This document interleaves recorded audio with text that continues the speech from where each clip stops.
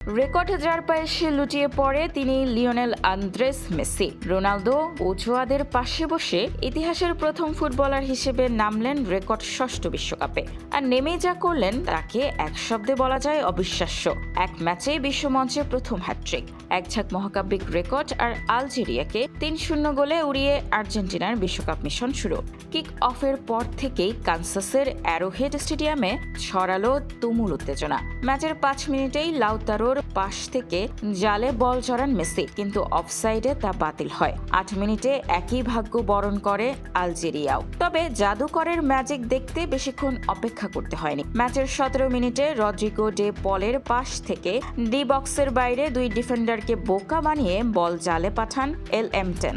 আর এর মাধ্যমেই শেষ ৫ বিশ্বকাপ ম্যাচে ৮টি গোলে অবদান রাখলেন এই আর্জেন্টাইন অধিনায়ক।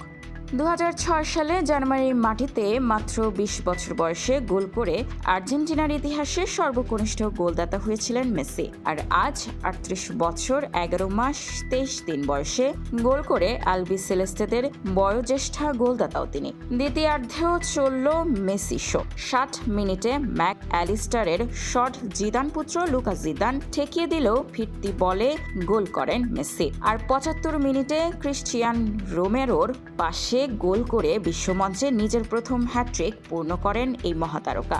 এই হ্যাটট্রিকের সাথে সাথে ক্রিস্টিয়ানো রোনালদোকে টপকে বিশ্বকাপের ইতিহাসে সবচেয়ে বেশি বয়সে হ্যাটট্রিক করার কীর্তি গড়লেন মেসি। ২০১৮ সালে স্পেনের বিপক্ষে রোনালদোর করা ৩৩ বছরের রেকর্ড আজ ভেঙে চুরমার। এখানেই শেষ নয়, বিশ্বকাপে মেসির গোল সংখ্যা এখন ১৬। জার্মানির কিংবদন্তি মিরোস্লাভ ক্লোসার সাথে যৌথভাবে এখন তিনি বিশ্বকাপের সর্বকালীন সর্বোচ্চ গোলদাতা।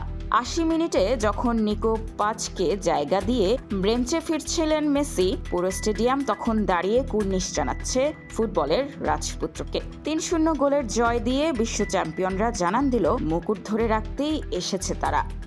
স্পোর্টস ডেস্ক, খোলা কাগজ, ঢাকা।